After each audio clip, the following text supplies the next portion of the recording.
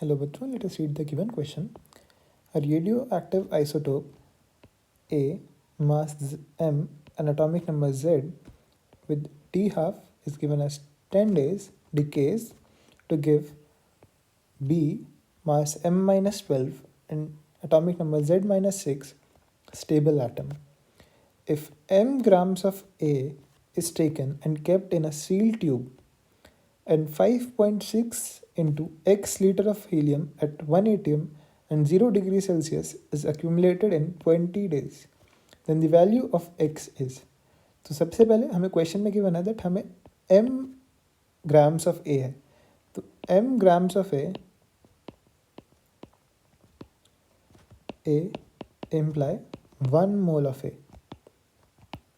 ऐसा क्यों? क्योंकि हमें क्वेश्चन में गिवन है दैट ए का जो एटॉमिक मास है दैट इज m, तो m grams of A will imply 1 mole of A.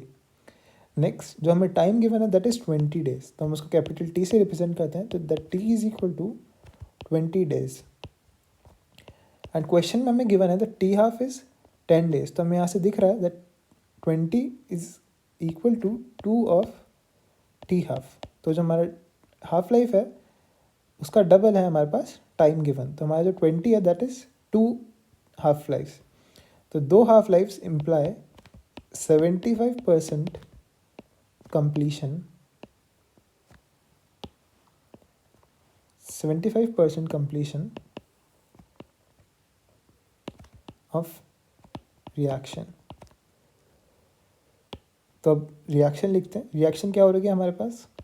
A atomic number Z mass M gives B atomic number Z minus 6 mass M minus 12 plus, अब हमें question में बता दिया है कि हमें हीलियम मिल रहा है, तो हमारे पास जो एटॉमिक मास है that is changing from m to m minus 12, तो 12 का चेंज है, तो 12 will correspond to 3 helium atoms का मास, बिकॉज एक हीलियम एटम का मास है हमारे पास 4, तो difference of 12 corresponds to 3 helium atoms, तो हमें 3 हीलियम एटम्स मिलेंगे एटॉमिक नंबर 2 मास 4.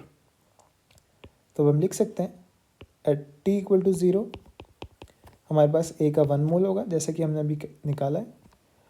हमारे पास बी और हीलियम अवेलेबल नहीं होंगे.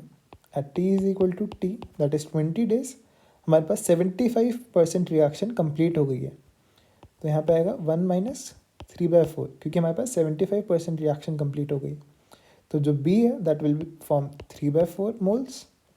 हीलियम हमारे पास 3 इंटू 3/4 मोल्स फॉर्म हो जाएगा, दैट इज 9/4 मोल्स.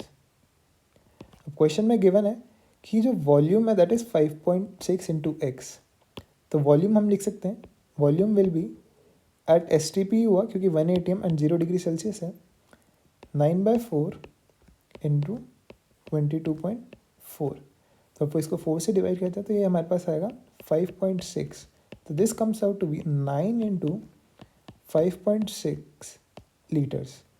तो अब क्वेश्चन में भी हमसे ये पूछा था that 5.6 into X litres of helium मिलता है, तो एक्स की वैल्यू क्या होगी? तो हम यहाँ से कह सकते हैं दैट एक्स जो है हमारा दैट इज 9.